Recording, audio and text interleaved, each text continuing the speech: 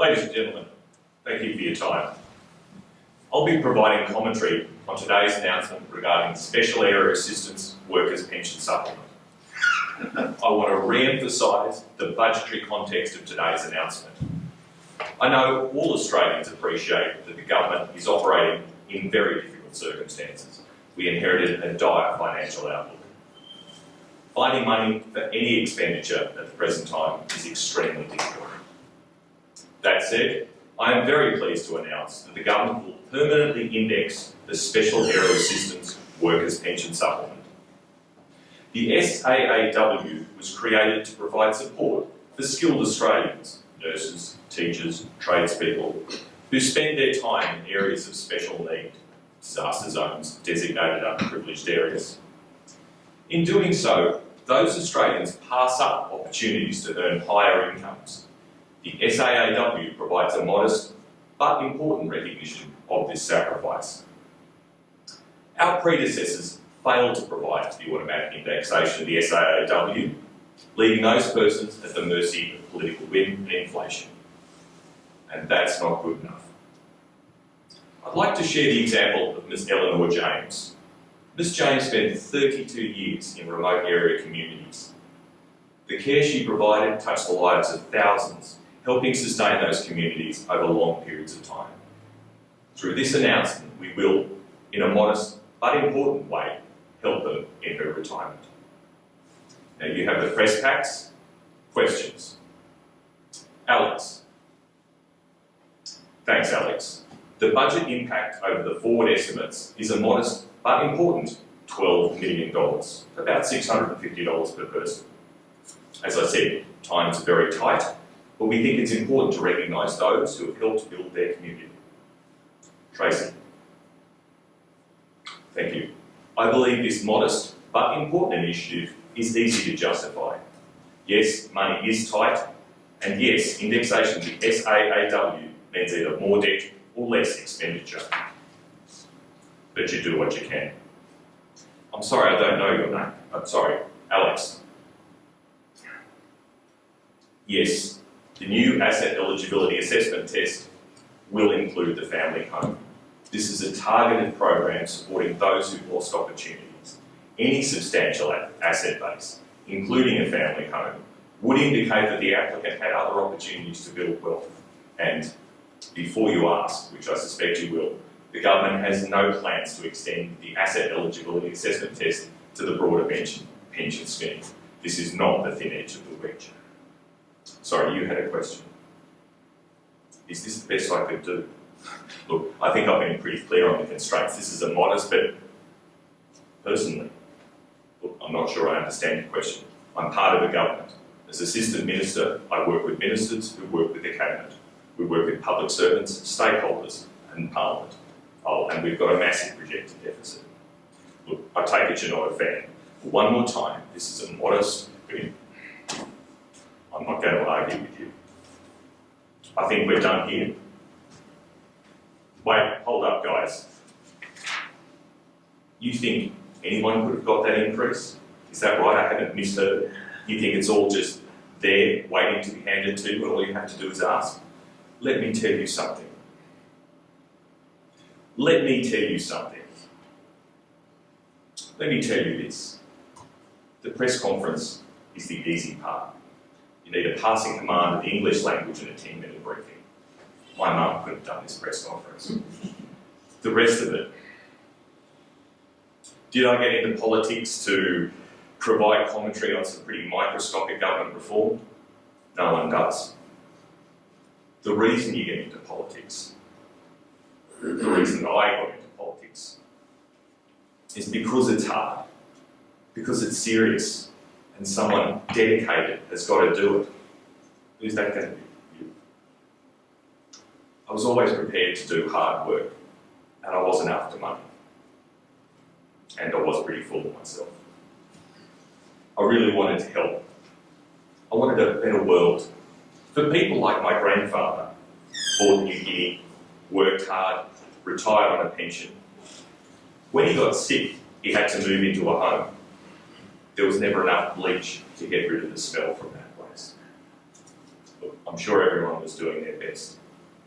He wanted to be at home, to die at home. The idea could have been cleaner air, marriage equality, refugees. But this was my idea. I believed in it. And I believed in me. So I joined the party. The irony of politics is that it only works by reaching agreement. But we are, none of us, inclined to agree on much. Parties split into factions, factions split into personality groups. Finally, there are just two of you left in the room, and no matter how close you think you are, you're going to disagree about something. Doubt me? Try this. Watch the news with someone. Talk about what you see, honestly. If you go past 5 minutes without any disagreement, I'll let you out of your taxes. And that's just one person, one vote. It starts as late nights in cold halls, minutes, motions, some of the dumbest ideas you've ever heard. You do meet people like you, interested in the same things, the same ideas, comrades in a non-partisan sense. And then there's the thrill of the chase. You're always working on an election or a pre-selection or a vote for a party position. You're battling it out, far right to far left. When you lose, you lose. There's nothing like feeling sorry for yourself with a beer in your hand. When you win, it's a little bit more nutrition for the ego, extra calories. You start thinking what else you can do. And look, it doesn't matter that it's small, pathetically small. You're learning how to get things done. I should say this about the friends you make. It's a funny kind of friendship. Even while you're doing what you do, door knocking, letterboxing, there's a thought in the back of your mind. Is the guy next to me going to run for a position I might want? Am I going to have to turn on him or her at some stage in the future? It doesn't stop you being friends, it's just unusual friends. If you're good, you work hard, you get noticed. If you're lucky, you'll get asked to work for a local member or a minister. That's a great job.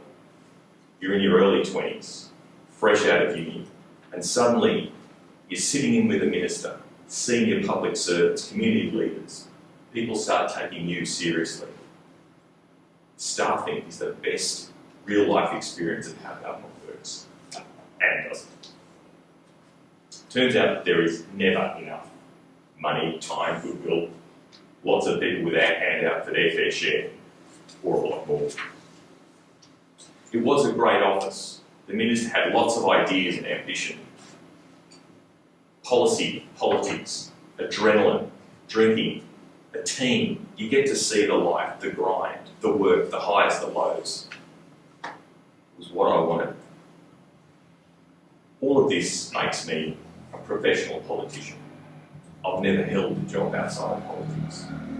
Apparently I don't have any insight into the real world. I get the criticism. But answer me this. I had to change the law I don't like. Do you? You do start to notice the times when the boss calls it wrong. When I worked up the courage, when I learned to do my job, I called him on it. Sometimes he'd listen, sometimes he wouldn't. Right or wrong, he got to make the call, not me. At this point, I'd met someone, normal, from outside of politics. I did see what normal could be. But who else was going to fix things? Who else was up for the job? The record? She married me anyway. When I said yes, I thought I could have everything. I stood for pre-selection. And because it was a safe suburban seat, I wasn't alone. 2 teachers, one of them the kind that they make movies about, was a barrister. And I was in my mid-20s. I should have been daunted, but I can't lie about that. I wasn't trying to be a better teacher or a better lawyer or businessman or trade unionist. I wasn't the wisest or the biggest bleeding heart. I was the best politician. I was the one who could bring people together to reach a decision. There have been Queen's counsels, senior journalists, successful businessmen, even rock stars shoehorned into Parliament. But think about QCs and senior counsels for a moment. Successful, articulate, and think on their feet. Perfect candidate, right? Think some more. They are articulate, but that's focused on talking to other lawyers and judges. It's a narrow constituency. What do they know about the world other than Phillip Street? I'm not saying you can't choose lawyers. There have been some very good lawyer politicians, and it is great to have some people around who actually know something about the law. But what I'm saying is politics is its own profession, and it's the one most committed to that profession that's going to succeed. And maybe no more lawyers. So I talked to people, I asked them their views, I talked about solutions, I worked with my friends and allies, I counted numbers. Pre-selections are a lot of work, but it's not too hard until you get one of those questions. Could have been euthanasia, one was abortion. I called a guy I knew pretty well, decent, thoughtful, and I thought I had his vote locked. I was just calling. He asked me. I do have a view, but I also don't feel like I can pass a law making a woman conform to that view. That's a moral, individual choice, not a legal one. I didn't say that. I froze. I wasn't ready for the question. He said, well, call me back when you've got an answer, and hung up. I lost his vote.